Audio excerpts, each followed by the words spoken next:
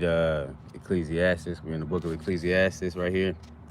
And I'm going to read chapter 3 and chapter 4 on this beautiful day. As you can see, it's wintertime on this Shabbat, but it is 70 degrees where I'm at. And, we had that winter storm come through, so I wanted to be outside and start to experience some of this sun. And so I'll go ahead, Isha, I'll go ahead and read chapter 3 and you can read chapter 4. All right, so Ecclesiastes chapter 3, and this is verse, actually, what am I, chapter 3? Right here. Chapter 3, and my wife's going to read verse 4.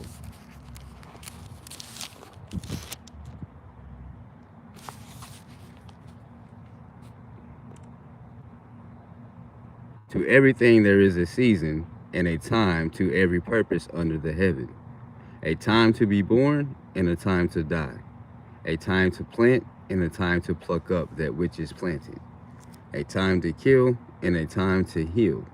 A time to break down, and a time to build up. A time to weep, and a time to laugh. A time to mourn, and a time to dance.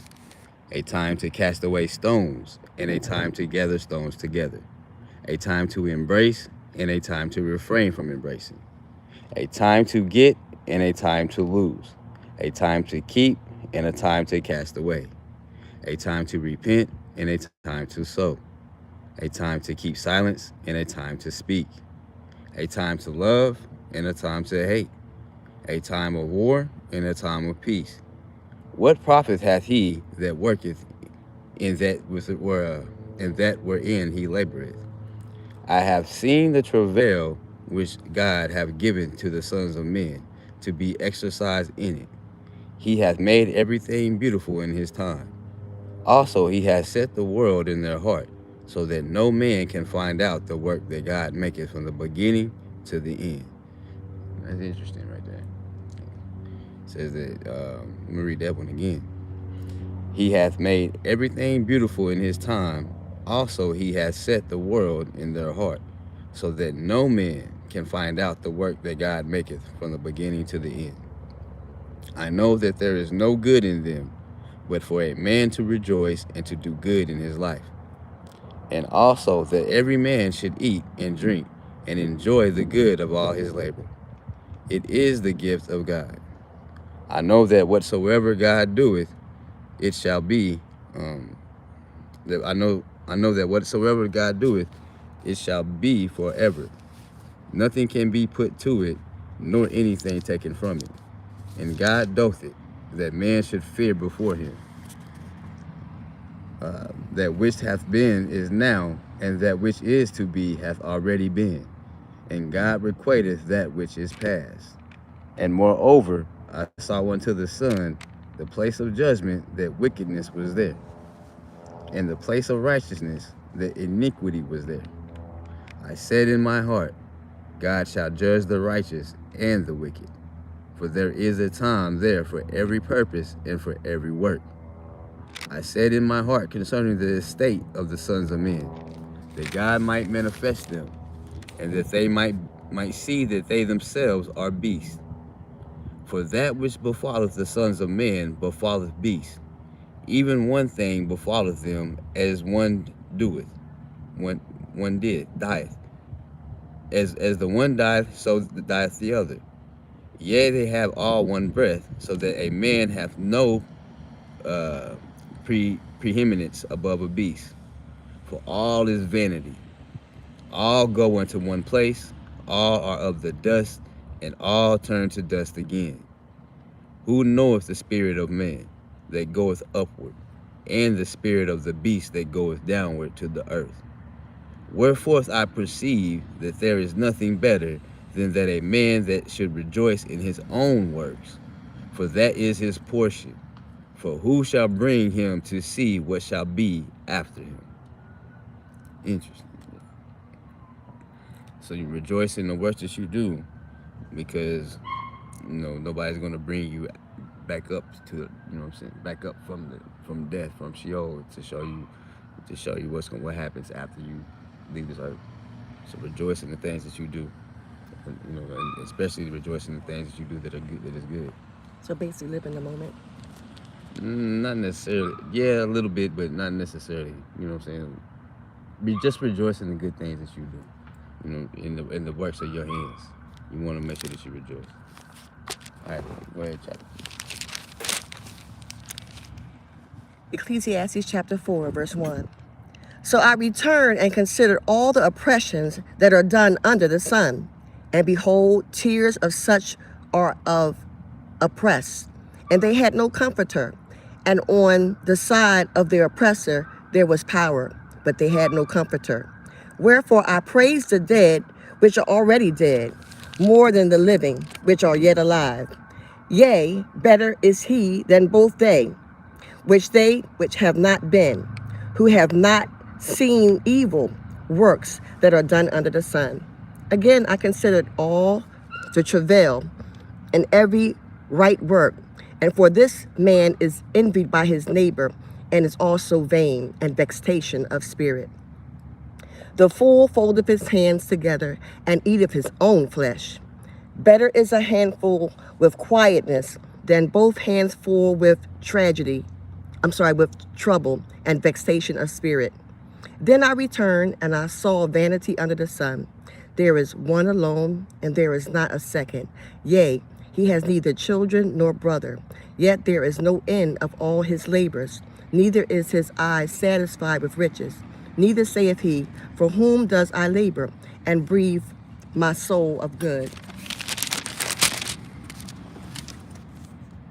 This also is vanity. Yea, it is sore travail. Two are better than one, because they have good reward for their labor. For if they fall, the one will lift up his fellow. But woe to him that is alone when he falls, for he has not another to help him up. Again, if two lie together, then they have heat. But how can one be warm alone? And if one prevail against him, two shall stand with him. And a threefold cord is not quickly broken. Better is a poor and a wise child than an old and foolish king, who will no more be admonished. For out of prison he shall reign, whereas also he that is born in his kingdom becometh poor.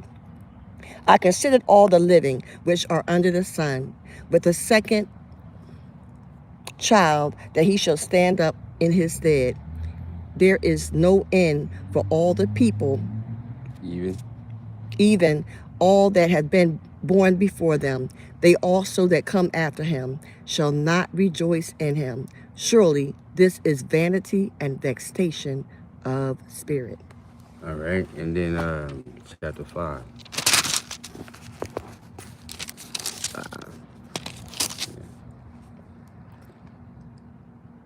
Keep thy foot when thou goest in the house of God, and be more ready to hear than to give the sacrifice of fools. For they consider not that they do evil. Be not rash with thy mouth, and let not thy heart be hasty to utter anything before God. For God is in heaven, and thou upon the earth. Therefore let your words be few. You know, that holds a lot of bearing. You know, let your words be few. You know, because a lot of people get upset and they say things out of anger.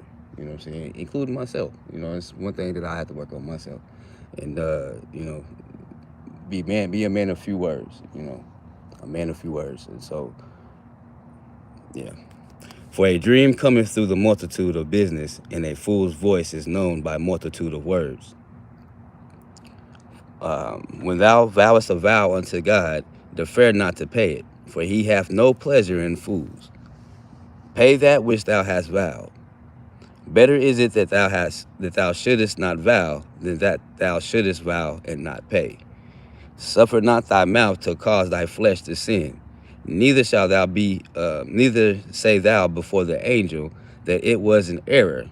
Wherefore should God be angry at thy voice and destroy the work of thy hand? You know, a lot of people don't understand it. That's one reason why that the works of their hands are being destroyed, or that their life is going down the wrong path, because they're not understanding that they are actually saying things in error, but you're still being held accountable for that. You know what I mean? repent from that, he'll forgive you, but you'll still be held accountable for that. You'll still be held. Let's see. For a multitude of dreams and many words, there are also diverse vanities. But fear thou God. If thou seest the oppression of the poor and violent perverting of judgment and justice in a province, marvel not at the matter.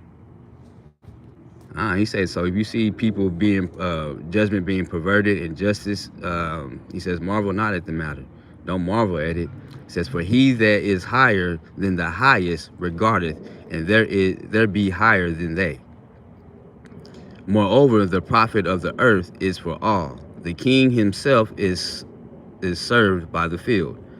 He that loveth silver shall not be satisfied with silver, nor he that loveth abundance with increase. This is also vanity. And it's funny because you see the silver prices right now. They went from $30 to over $100, and now it's back down to like $70. Well, remember when I was telling people to buy silver when it was $20 and this and that.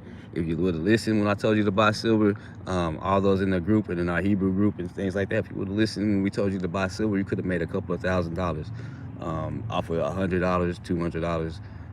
You know, especially when it was $20 an ounce, $25 an ounce a couple of years ago.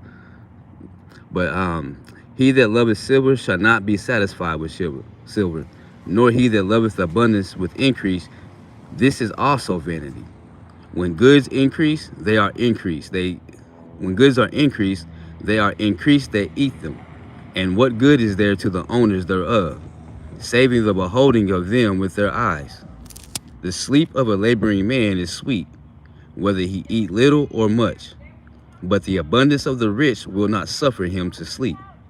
There is a sore evil which I have seen under the sun, namely riches kept for the owners thereof to their hurt.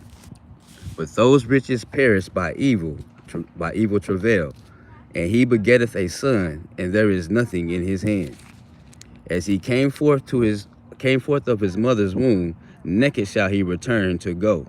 As he came, naked shall he return to go as he came, and shall take nothing of his labor, which he may carry away in his hand. And this also is a sore evil, that in all points as he came, so shall he go. And what profit hath he that hath labored for the wind?